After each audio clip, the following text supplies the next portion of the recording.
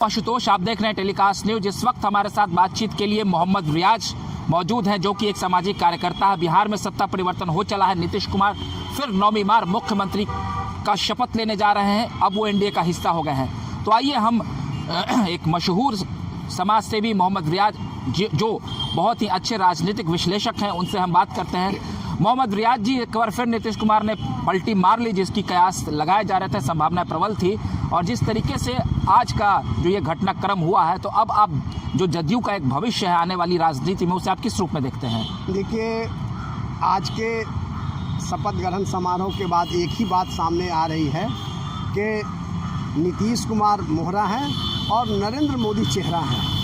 तो इन मुद्दों पर अब बात हम ऐसे कर सकते हैं कि जदयू से नीतीश कुमार 9वीं बार मुख्यमंत्री बन रहे हैं, लेकिन इनका जो कार्य का क्षेत्र रहा, कार्य की जो वस्तु परिस्थिति रही, अदलते बदलते रहे, इससे बिहार की छवि धूमिल। बिहार में एक पॉल्यूटेड नेता के रूप में ये प्रदर्शित हो रहे हैं। दूसरी बात है कि किसी भी नेता का आइडियोलॉजी होता है, एक आइडियोलॉजी के तहत ही वो पॉलिटिक्स करता है, लेकिन इनका पॉलिटिक्स हमें समझ में नहीं आया।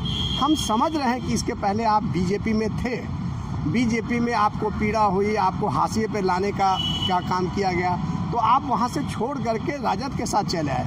ठीक, राजद में एक नया चेहरा, एक युवा चेहरा जो आपके बेटे के समान था, आप उसको गले लगाते रहते थे। क्या गलती हुई, नहीं क्या डिफरेंस थी, उसको नहीं। आज मैं आपको बता दूं, आज जदयू के मुख्य प्रवक्ता केसी त्यागी ने ज्यादातर कांग्रेस पर हमला बोला और उन्होंने कहा कि कांग्रेस की गलत नीतियों की वजह से हम लोग बाहर आए हैं। उन्होंने वो जो है गठबंधन को लेकर चलने में असमर्थ है, साथ ही वो शीट शेयरिंग में देर कर रहे हैं। और उन्होंने ये खास बात कही कि बीजेपी माइक्रो लेवल पर प्लानिंग बनाती है, जमीनी स्तर पर काफी मजबूत रहती है, जो कांग्रेस में ये आसार नहीं दिखे। नहीं, कांग्रेस में तो आपको जगह दिया जा रहा था, आपको वहाँ पे जगह दिया जा रहा था, आप उसके मेंबर थे।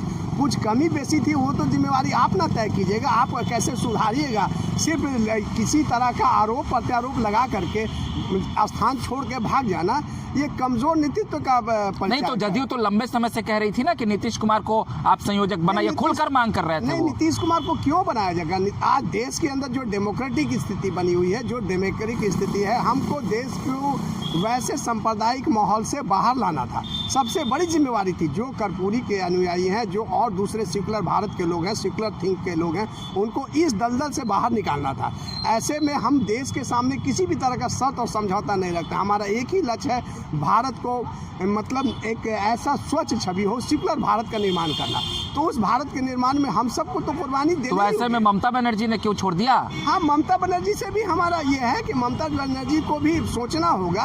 आप जो क्षेत्रीय पॉलिटिक्स है, ऐसा नहीं है कि कांग्रेस को लोगों ने त्याग दिया। नहीं, आप नीतीश कुमार पर केवल आरोप लगा रहे हैं। ममता बनर्जी तो उस सेकुलर छवि को तोड़कर वो दूसरी विचारधारा को लेकर चलती है। आज देश के अंदर अगर कोई पॉलिटिकल पार्टी बढ़ गई है, कम्युनल छवि की पार्टी बढ़ गई है, जो हिंदुत्व के लहर के साथ बढ़ी है, उसका कारण क्या है कि एक कॉमनल छवि का वोट एकत्रित हो गया। नहीं, इसका मतलब यह है कि इंडिया गठबंधन में जो विचारधारा है वो नहीं थी, स्वार्थ ज्यादा था। नहीं, इंडिया गठबंधन में विचारधारा है, ऐसे नहीं। बहुत बड़े बड़े लोग हैं, बड़े लोग नेता हैं। और नीतीश कुमार शुरू से जिसका कैरियर ही 8 बार और 9 बार पलटने का है। आप बिहार के मुख्यमंत्री का पहला कैरियर देखिए। बिहार के मुख्यमंत्री पहली बार कैसे मुख्यमंत्री बने थे, कितने दिन के लिए बने थे, आप बता दीजिए कि आप बहुमत में थे, आपने शपथ ले लिया। तो बीजेपी ने साथ दिया ना? कोई भी साथ दिया, सही दिया या गलत दिया, आपके पास एब्सोल्यूट मेजोरिटी नहीं है साहब। और फिर आप अच्छा, चलिए छोड़िए। तेजस्वी यादव ने बोला था कि ये पलटू राम है, किसी तरीके से हम उनके साथ नहीं अब जाएंगे। काफी गुस्से में थे, लेकिन फिर वो भी तो सत्ता के साथ जुड़ गए थे, तो अब उनको फिर नीतीश कुमार ने झटका दिया। अगर देखिए, हाँ, झटका वो नहीं दिया है, झटका इन्होंने दिया है।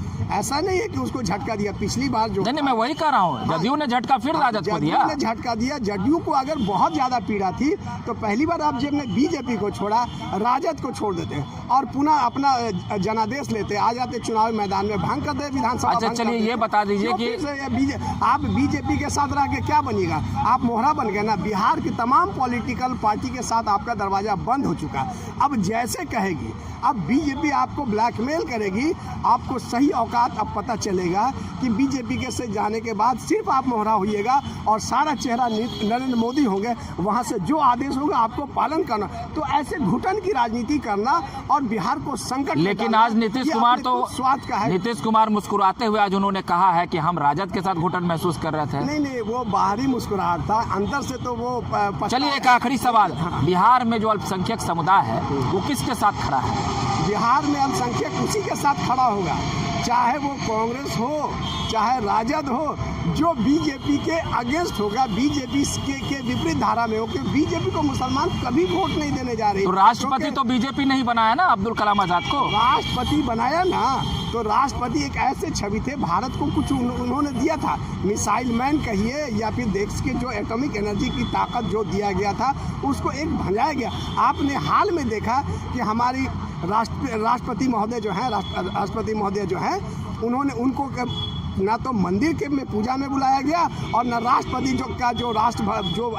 जो भवन का निर्माण किया गया था, संसद भवन का निर्माण किया गया, उसमें भी आमंत्रित नहीं किया। इससे दुर्भाग्य क्या है? अगर हम ये तमाम लोग जो हैं आज बिखरे हुए लोग हैं, आज वो पिछड़े समाज के लोग, दलित समाज के भी नहीं चाह रहे कि हमारे देश का भविष्य हमको लेकर हमारा कौन सा। तो आपके हिसाब से बिहार में तेजस्वी यादव का भविष्य है? नहीं, तेजस्वी यादव का भविष्य, तेजस्वी युवा चेहरा है और वो आगे लड़ाई लड़ेगा, उसके लिए बहुत। चलिए, तो ये थे मोहम्मद रियाज जो कह रहे हैं कि बिहार का मुसलमान जो है वो बीजेपी के साथ कभी खड़ा नहीं हो सकता है। बीजेपी एक सांप्रदायिक पार्टी है, वो समान वर्ग और सभी वर्गों को, समान विचारधारा की पार्टी नहीं है, सभी वर्गों को साथ लेकर नहीं चल सकती है। और खासकर मोहम्मद रियाज ये बता रहे हैं कि अब जदयू का करियर खत्म हो गया और ऐसे में नीतीश कुमार भी अब बीजेपी की तरफ से ब्लैकमेल किए जाएंगे और उनके सामने नतमस्तक होकर रहेंगे।